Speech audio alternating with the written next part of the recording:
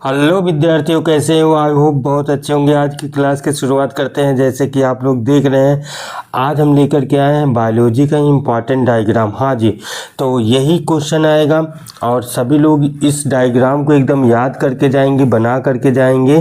तो कैसे हैं सभी लोग? जल्दी से सभी को नमस्ते, हाय, कैसे हो सभी लोग? ये डायग्राम देखिएगा, 1 बाय 1 करके हम डायग्राम बना देते हैं। दूसरी बात, आप कलर पेंसिल से डायग्राम बनाएंगे तो बेस्ट होगा, ठीक है, बहुत अच्छा जमेगा। देखिए, जैसे कि ये डायग्राम है मानव अंडाणु की संरचना है, इसको बना लीजिएगा क्योंकि मानव अंडाणु की संरचना कई बार पूछा गया है।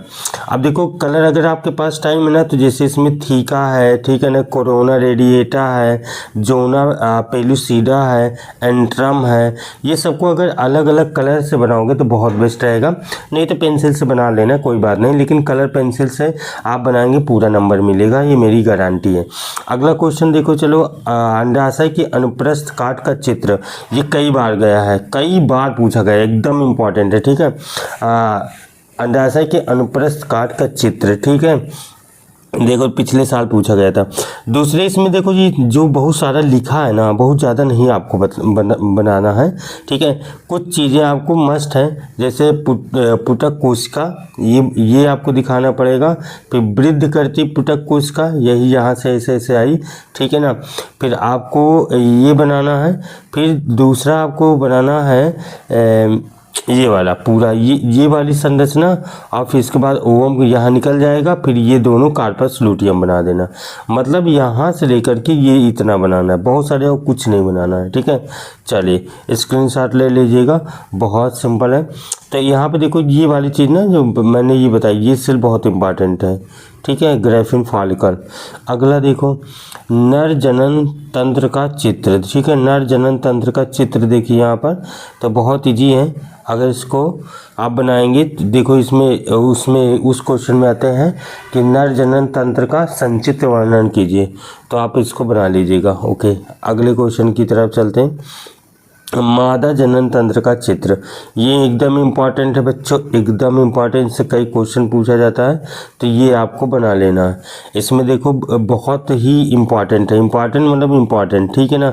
इसमें 3 लेयर होती है, देखो, एक अंतःगर्भाशय होती है, एक गर्भाशय पेशी और एक परिगर्भाशय, ठीक है। इसका मतलब जो है, ये पेरीमीट्रियम, मायोमीट्रियम और इंडोमीट्रियम 3 होती है, ठीक है। चलो, ये ओवरी होता है और ये भी एक ओवरी है, ऐसा बना लीजिए। ओके भैया, बहुत इंपॉर्टेंट, देखो 2025 में पूछा गया, एकदम बना ही लेना भाई साहब।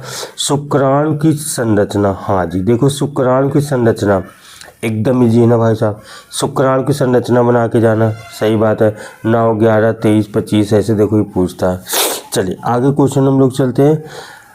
पराग कोश के अनुप्रस्थ काट का चित्र, देखो इसमें 2 चित्र आता है, एक आता है पराग कोश के अनुप्रस्थ काट का चित्र, ये अपरिपक्व है। हाँ, अपरिपक्व का पूछेगा तो ये बताना। इसमें देखो 4 लेयर, बाह्य त्वचा, जिसे हम लोग एपिडर्मिस, फिर इंडोथीसियम, फिर मिडिल लेयर टैपिटम, है ना, ये आपको दिखाना पड़ेगा। अगला देखो, पराग कोश के अनुप्रस्थ काट का चित्र स्फुटन के बाद, इसे कहते हैं परिपक्व पराग कोश, परिपक्व पूछेगा तो ये बताना है, ठीक है, ये वाला पूरी संरचना। चलिए अगले क्वेश्चन की तरफ चलते हैं भाई साहब। बीजांड की संरचना कई बार पूछा गया है, इसको भी बना लेंगे, बीजांड की संरचना, हाँ भाई साहब। चलिए फटाक से इसको भी बना लीजिएगा। अगले क्वेश्चन की तरफ चलते हैं, आज ही अभ्यास कर लेना आप सभी को, ये क्वेश्चन कई बार आया है। देखो, परागकण का अनुकरण, मतलब जो है जर्मिनेशन, अंकुरण की बात बता रहा, पराग नली का विकास, ये देखो कई बार पूछा गया है। तो पहले ये बताना है कि इसमें एक साइन और इंटाइन्स होता है, 2 कोशिका होती है, फिर 2 कोशिका में जनन कोशिका होती है। फिर इसमें देखो जनन कोशिका के बाद जो है 2 सेल, इसमें से सेल जो है काय कोशिका पालन ट्यूब बना लेती है, फिर इसमें 2 नर युग्मक बन जाते हैं, ठीक है। गुरु बीजाणु जनन की संरचना, ये वाला देखो एनसीईआरटी में भी दिया है ना, इसको बना लेंगे फटाक से। चलो अगली लॉन्ग क्वेश्चन में आता है ये वाला। अब देखो, लघु बीजाणु जनन की कोशिका, ये भी लॉन्ग में आता है भाई साहब, ये भी लॉन्ग में आता है, ठीक है। अगला क्वेश्चन, द्विबीजपत्री का परिवर्धन, परिवर्धन माने भ्रूण का विकास, ठीक है ना।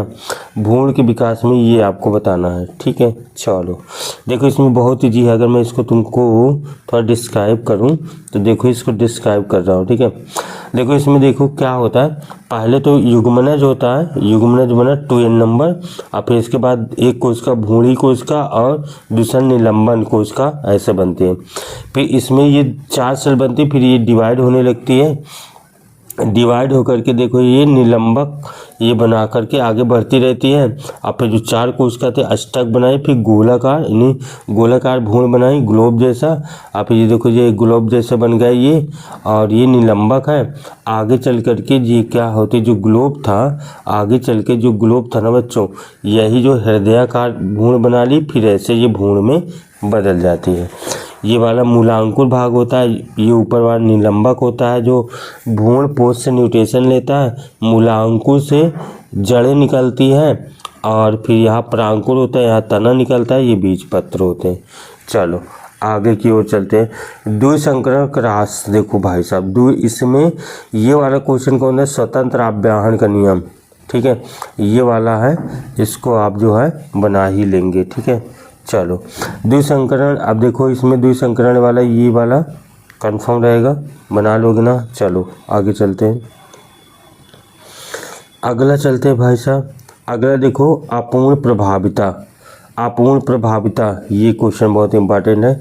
अपूर्ण प्रभाविता, ठीक है, इसमें मिलीबिलिस जलापा एक पौधा लिया गया, स्नैपड्रैगन या गुलाबाक्स कई नाम से जाना है, 4 o'clock, ठीक है, लाल और सफ़ेद पुष्प में कराया गया था ना जी। ओके भाई साहब, डीएनए की संरचना देखो, ये इसको बना के ही जाना, 7 मॉडल पेपर में कहीं कहीं फंसेगा ये, डीएनए की संरचना याद रहेगा ना। चलो अगले क्वेश्चन, चलिए मानव में लिंग निर्धारण।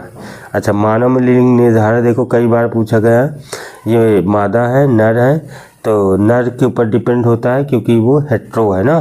देखो यहाँ पे एक्स और वाई है, इसमें एक्स और एक्स है, तो कहाँ पे डिपेंड है, मनुष्य पर, मनुष्य के किस पे, पिता पर। ओके ठीक है, चलो आगे हम लोग बढ़ते हैं, अगले क्वेश्चन की तरफ चलते हैं, ठीक है। चलो तो यही तक चित्र था, इतना ही चित्र आप एकदम बना लेंगे, इसके बाद कोई डायग्राम बनाने की ज़रूरत नहीं। ओके बाय सभी को।